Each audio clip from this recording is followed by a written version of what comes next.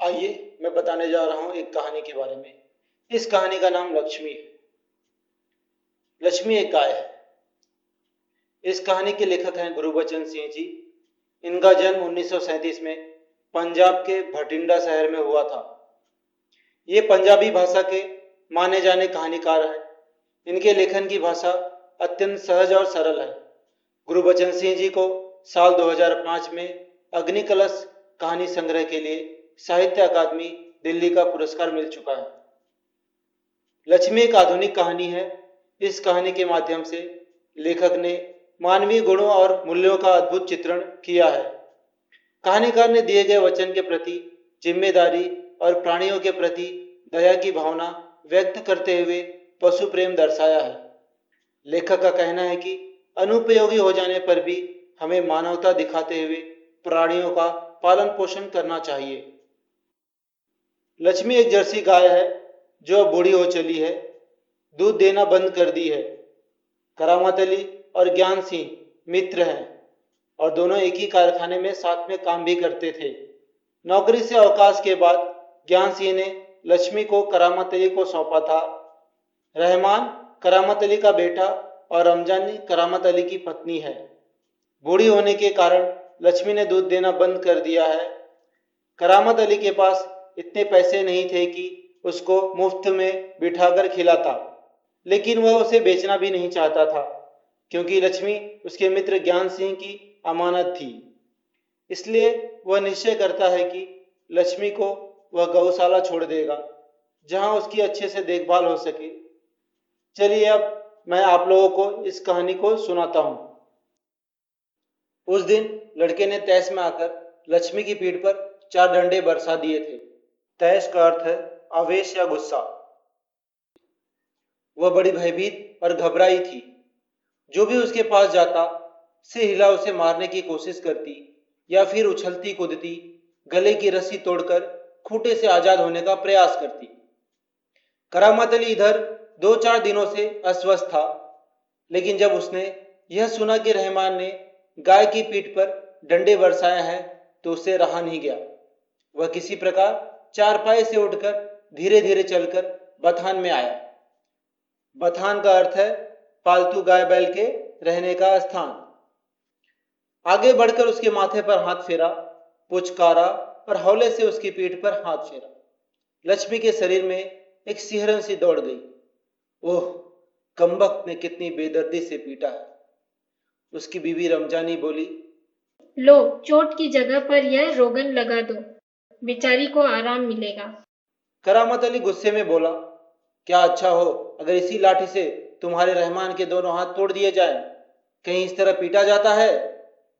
रमजानी बोली, लक्ष्मी ने आज भी दूध नहीं दिया तो उसकी सजा उसे लाठियों से दी गई।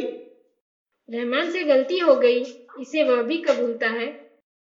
रमजानी कुछ क्षण खड़ी रही, फिर वहां से हटती हुई बोली, देखो अपना ख्याल रखो, पाँव इधर उधर हो गया तो कमर सिकवाते रहोगे। करामत अली ने फिर प्यार से लक्ष्मी की पीठ सहलाई। मुंह ही मुंह में बड़बड़ाया, माफ कर लक्ष्मी, रहमान बड़ा मूर्ख है।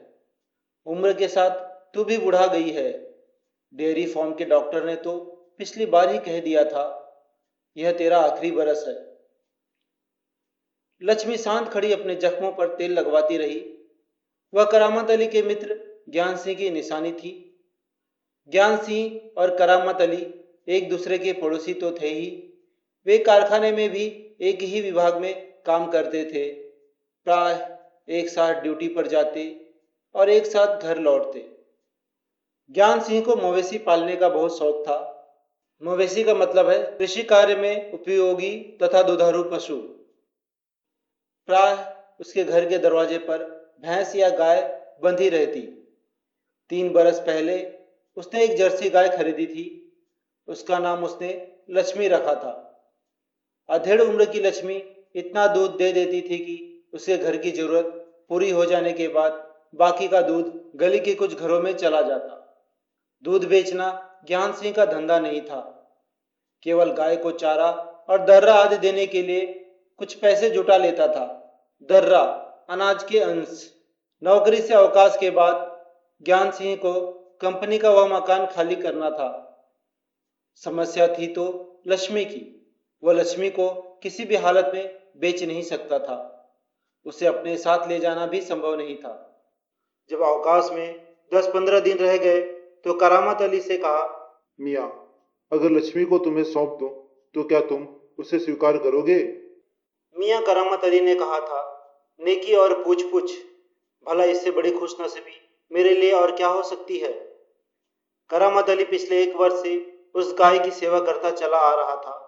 गाय की देखभाल में कोई कसर नहीं छोड़ रखी थी। करामत अली को लक्ष्मी की पीठ पर रोगन लगाने के बाद भी इत्मीनान नहीं हुआ। वह उसके सिर पर हाथ फेरता रहा। लक्ष्मी स्थिर खड़ी उसकी ओर जिज्ञासापूर्ण दृष्टि से देखती रही। जिज्ञासापूर्ण दृष्टि का अर्थ है जानने की इच्छा से देखना। करामत अली को लगा जैसे लक्ष्मी कहना चाहती हो, यदि मैं तुम्हारे काम की नहीं हूं तो मुझे आजाद कर दो, मैं यह घर छोड़कर कहीं चली जाऊंगी। करामत अली ड्यूटी पर जाने की तैयारी में था। तभी रमजानी बोली, रहमान के अब्बा, अगर लक्ष्मी दूध नहीं देगी तो हम इसका क्या करेंगे? क्या खूंटे से बांधकर हम इसे खिलाते पिलाते रहेंगे?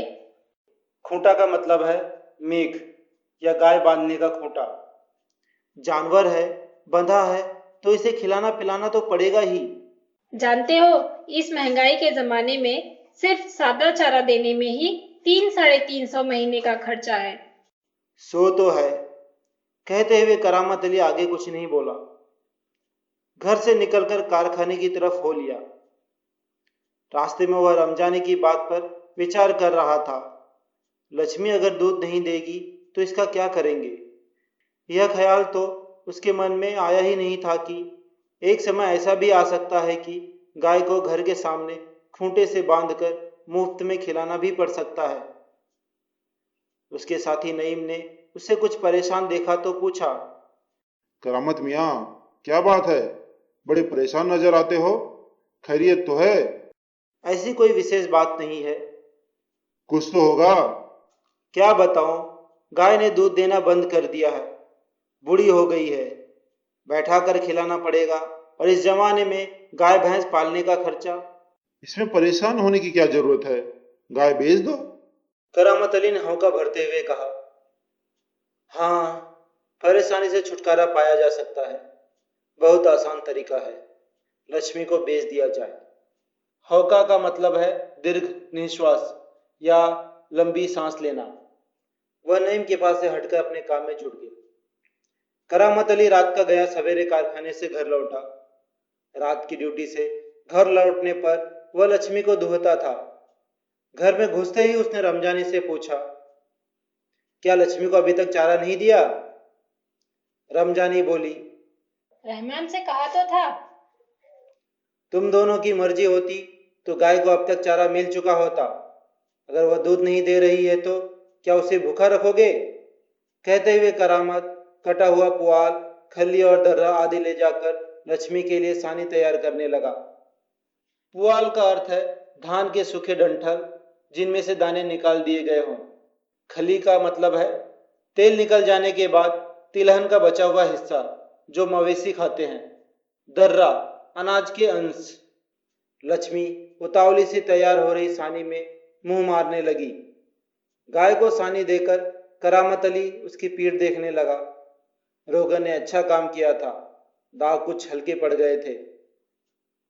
10-15 दिनों से यूं ही चल रहा था। एक दिन जब करामत अली ने पुआल लाने के लिए रमजानी से पैसे मांगे तो वह बोली, मैं कहाँ से पैसे दूं? पहले तो दूध की बिक्री के पैसे मेरे पास जमा रहते थे, उसमें से दे देती थी। अब कहाँ से दूं? लो, यह राशन के लिए कुछ रुपए रखे थे। कहते हुए रमजानी ने संदूकची में से 20 का एक नोट निकालकर उसे थमाते हुए कहा, इससे लक्ष्मी का राशन ले आओ। ठीक है, इससे लक्ष्मी के 2-4 दिन निकल जाएंगे। आखिर इस तरह कब तक चलेगा? रमजानी दुखी स्वर में बोली, तुम इसे खुला छोड़कर आजमा कर तो देखो। कहती हो तो ऐसा करके देख लेंगे। दूसरे दिन रहमान सवेरे 8-9 बजे के करीब लक्ष्मी को इलाके से बाहर, जहां नाला बहता है, जहां झाड़ झंखाड़ और कहीं धूप के कारण जमीन हरी नजर आती है, छोड़ आया ताकि वह घास इत्यादि खाकर अपना कुछ पेट भर ले। दूब दूब का अर्थ है हरी घास या दुर्वा। लेकिन माँ बेटों को यह देखकर आश्चर्य हुआ कि लक्ष्मी 1 डेढ़ घंटे बाद ही घर के सामने खड़ी थी। उसके गले में रस्सी थी। एक व्यक्ति उसी रस्सी को हाथ में थामे कह रहा था, यह गाय क्या आप लोगों की है? रमजानी ने कहा, हाँ। यह हमारी गाय का सब चारा खा गई है। इसे आप लोग बांध कर रखे, नहीं तो काजी हाउस में पहुंचा देंगे। कांजी हाउस सरकारी मवेशी खाना जिसमें लावारिस पशु बंद करके रखे जाते हैं। रमजानी चुप खड़ी आगंतुक की बातें सुनती रही। आगंतुक का अर्थ है द्वार पर आया कोई अपरिचित व्यक्ति। दोपहर बाद जब करामत अली ड्यूटी से लौटा और नहा धोकर कुछ नाश्ते के लिए बैठा तो रमजानी उससे बोली, मेरी मानो तो इसे बेच दो। फिर बेचने की बात करती हो? कौन खरीदेगा इस बुढ़िया को? रहमान कुछ कह तो रहा था, उसे कुछ लोग खरीद लेंगे। उसने किसी से कहा भी है शाम को वह तुमसे मिलने भी आएगा। करामत अली सुनकर खामोश रह गया। उसे लग रहा था सब कुछ उसकी इच्छा के विरुद्ध जा रहा है, शायद जिस पर उसका कोई वश नहीं था। करामत अली यह अनुभव करते हुए कि लक्ष्मी की चिंता अब किसी को नहीं है, खामोश रहा। उठा और घर में जो सूखा चारा पड़ा था उसके सामने डाल दिया। लक्ष्मी ने चारे को सूंघा और फिर उसकी तरफ निराशापूर्ण आंखों से देखने लगी, जैसे कहना चाहती हो, मालिक यह क्या? आज क्या मेरे फांकने को यह सूखा चारा ही है, दर्रा खली कुछ नहीं। करामत अली उसके पास से उठकर मुंह हाथ धोने के लिए गली के नुक्कड़ पर नल की ओर चला गया। 7-8 बजे के करीब रहमान एक व्यक्ति को अपने साथ लाया। करामत अली उसे पहचानता था। इससे पहले कि उससे कुछ औपचारिक बातें हों, करामत अली ने पूछा, क्या तुम गाय खरीदने आए हो? हाँ। बूढ़ी गाय है, दूध नहीं देती। तो क्या हुआ? तुम इसे लेकर क्या करोगे? मैं कहीं और बेच दूंगा। यह तुम्हारा पुराना धंधा है, मैं जानता हूं। मुझे तुम्हें गाय नहीं बेचनी। करामत मियाँ ने इसे कोरा जवाब दे दिया। रमजानी करामत के चेहरे के भाव भांपती हुई बोली, क्या यह भी कोई तरीका है? आने वाले को खड़े खड़े दुत्कारकर भगा दो। तुम जानती हो वह कौन है? करामत अली ने कटु स्वर में कहा। वह लक्ष्मी को ले जाकर वहां बेच आएगा जहां यह टुकड़े टुकड़े होकर बिक जाएगी। मेरे दोस्त ज्ञान सिंह को इसका पता चल गया तो वह मेरे बारे में क्या सोचेगा? उस दिन करामत अली बिना कुछ खाए पिए रात को बिना बिस्तर की चारपाई पर पड़ा रहा। नींद उसकी आंखों से कोसों दूर थी। रात काफी निकल चुकी थी। सवेरे देर तक वह लेटा ही रह गया।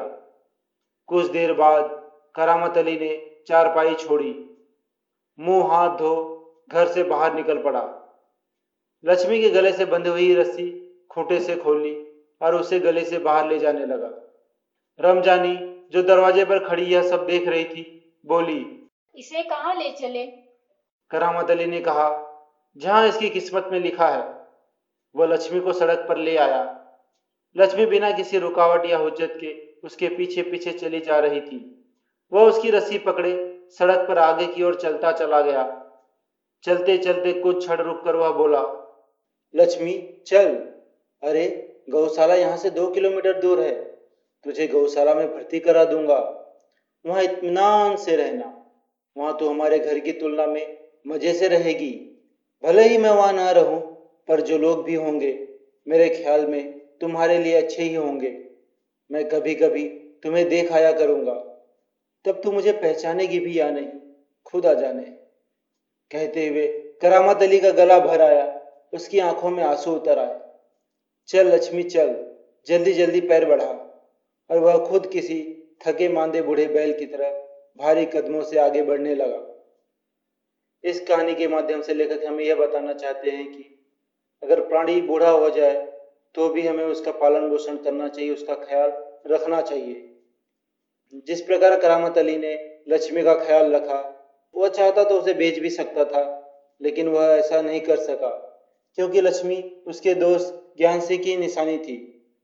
इसलिए करामत अली ने लक्ष्मी को गौशाला में छोड़ दिया।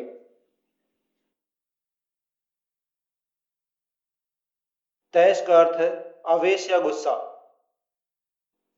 खूंटा का मतलब है मेघ या गाय बांधने का खूंटा। इत्मीनान का मतलब है आराम से। जिज्ञासापूर्ण दृष्टि का अर्थ है जानने की इच्छा से देखना। झाड़ झंखाड़ का अर्थ है झाड़ियां। दूब दूब का अर्थ है हरी घास या दुर्वा। आगंतुक का अर्थ है द्वार पर आया कोई अपरिचित व्यक्ति। गौशाला वह स्थान जहां पर गाय बैलों को रखा जाता है। बथान का अर्थ है पालतू गाय बैल के रहने का स्थान। मवेशी का मतलब है कृषि कार्य में उपयोगी तथा दुधारू पशु। दर्रा अनाज के अंश। हौका का मतलब है दीर्घ निश्वास या लंबी सांस लेना। पुआल का अर्थ है धान के सूखे डंठल जिनमें से दाने निकाल दिए गए हों। खली का मतलब है तेल निकल जाने के बाद तिलहन का बचा हुआ हिस्सा जो मवेशी खाते हैं। कांजी हाउस सरकारी मवेशी खाना जिसमें लावारिस पशु बंद करके रखे जाते हैं। मुहावरे मुंह मारना, जल्दी जल्दी खाना। गला भर आना, भाव विहल होना, आवाज भर आना। कोरा जवाब देना, साफ मना करना। तैश में आना, आवेश में आना। डंडे बरसाना, बेरहमी से पीटना। जुट जाना, अपने काम में ध्यान देना। भारी कदमों से आगे बढ़ना, दुखी होकर चलना।